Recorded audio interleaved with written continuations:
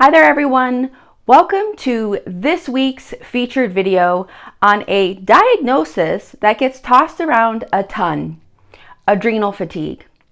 In this video, we will explore why it's time to ditch this term and start shifting our perspective, why we desperately need different approaches around helping clients or potentially yourself when they're suffering from fatigue. The term itself can make it sound like a simple, straightforward, and isolated issue, but this couldn't be further from the truth. The problem of adrenal fatigue often gets misunderstood and can lead people to believe that if they just heal their adrenals, everything will be all right, they'll have lots of energy, and they can go about their lives as usual. And many well-intended functional practitioners tell clients that they have adrenal fatigue and might simply recommend supplements such as adrenal glandulars or adaptogens as a solution. Jen and I were both told this by many practitioners, and many clients that come our way have been told the same. But adrenal fatigue is much more complex than this. And in this video, I'm going to uncover what's really going on and what needs to be addressed to guide the body back to balance. I'm Sara, also known as the Organic Dietitian, registered dietitian, functional health practitioner, and transformational coach. And you're watching the Wellness Code Academy channel.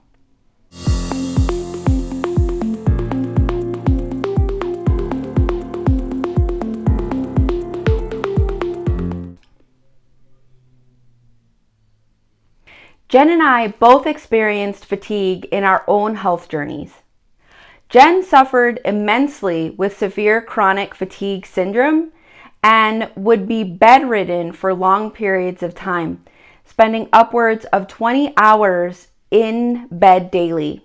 And it ultimately forced her to quit her teaching job because her health got so bad. I myself spent years feeling so low energy that I felt like I was walking through mud.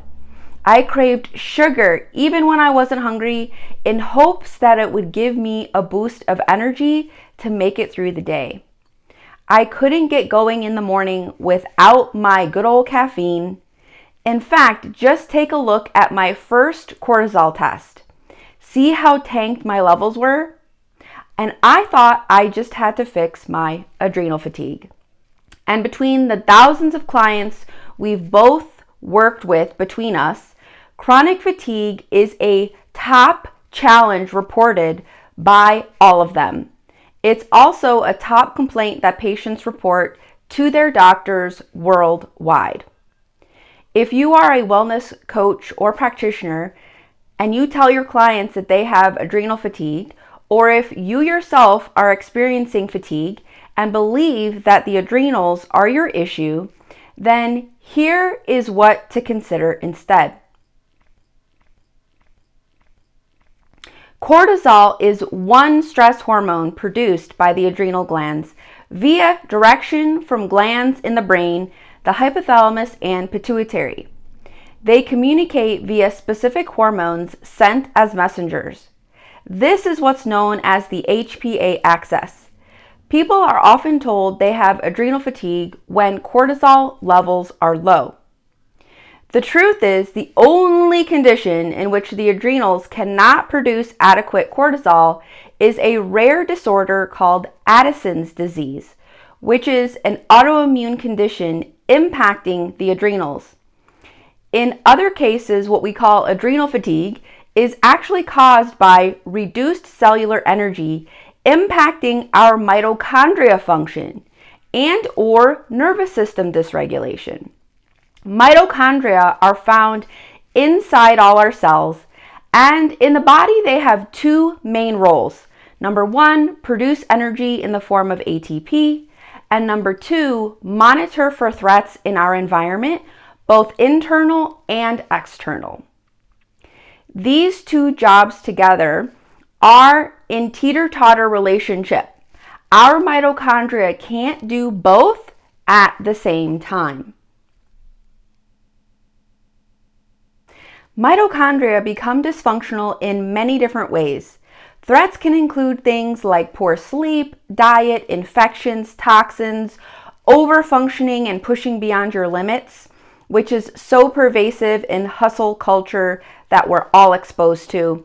Psychological distress from things like toxic relationships and soul-sucking jobs, leaky gut, and so much more, which cause mitochondria to stay stuck in danger mode and not being able to shift back into peace and energy producing mode.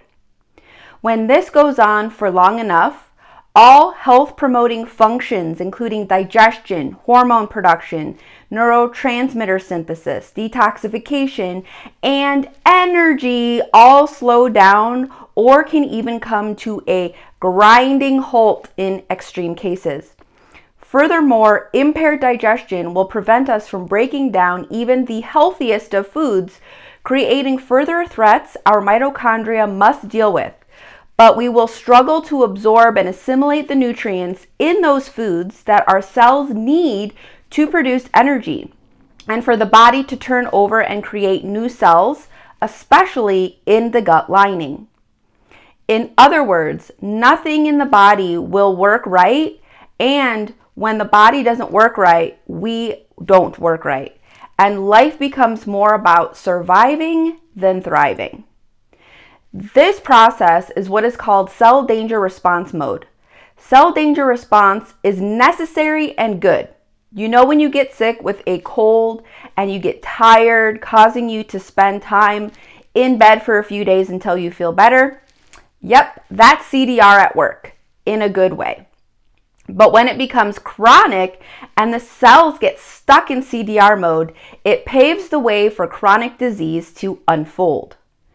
In chronic CDR mode, the brain, which is the epicenter of the nervous system, the master regulator of physiology and psychology, realizes the body is in trouble and therefore will downregulate all bodily functions, including the production of cortisol, to preserve energy and prevent damage that chronic high cortisol output causes. And hello, chronic fatigue. Think of it as sort of like a bear going into hibernation mode in the wintertime, but in an unhealthy, unnatural, and a dysfunctional way. In addition, the nervous system, being that it's the master regulator, as I just shared, plays a pivotal role in our overall health and well-being. And it is especially important when it comes to the regulation of mitochondrial energy production. When we experience long-term unhealthy stress, our nervous system becomes chronically dysregulated, meaning it is unable to properly respond to internal and external environmental stimuli appropriately. This can result initially in an overproduction of stress hormones, including adrenaline and cortisol, which can have a detrimental effect on the mitochondria and overall cellular health in general. The overstimulation of these hormones is also perceived as a threat signal to the mitochondria and the subsequent downregulation of energy production, leading to decreased energy levels in our cells. Furthermore, decreased cellular energy, because cells require energy to detox our bodies and kill off invading pathogens, also lead to increased inflammation in our bodies, which further inhibits mitochondrial activity. When these two issues are present long enough, the body realizes something must change or else more harm will come to it. So it down-regulates the HPA axis. Essentially, what's really going on is that the mitochondria are stuck in chronic cell danger response mode. And as stated previously, the body's entire energy production and endocrine system, including the adrenal glands, are down-regulated as a conservation mechanism.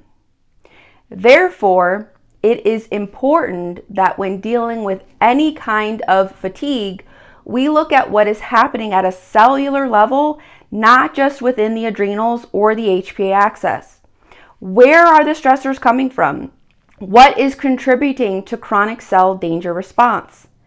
Inflammatory diets, chronic psychological distress, and unresolved trauma, poor quality sleep, impaired digestion, gut dysbiosis, leaky gut, chronic inflammation, environmental toxins, chronic stealth infections, and the list goes on. So remember, adrenal fatigue isn't a root cause, but rather a symptom of the deeper root causes. There are actually bigger reasons behind why you or your clients might not be feeling energetic and be tired all the time. Instead of trying random remedies or self-diagnosing yourself with adrenal fatigue, take a step back and work on identifying what factors may be keeping the mitochondria in danger mode and preventing your body from functioning properly. Then take action accordingly. This said, if you're a current or aspiring health coach or wellness practitioner and you want to increase your confidence, help clients get better results while continuing to grow your business, check out the Wellness Code Academy Practitioner Certification Program in the About This Video section below. And if you found value in this video, please be sure to like it and drop a comment. And if you'd like to see more from us, be sure to subscribe to our channel by clicking on the subscribe button below and hitting the bell next to it to be notified each time a new video is released. Until next time.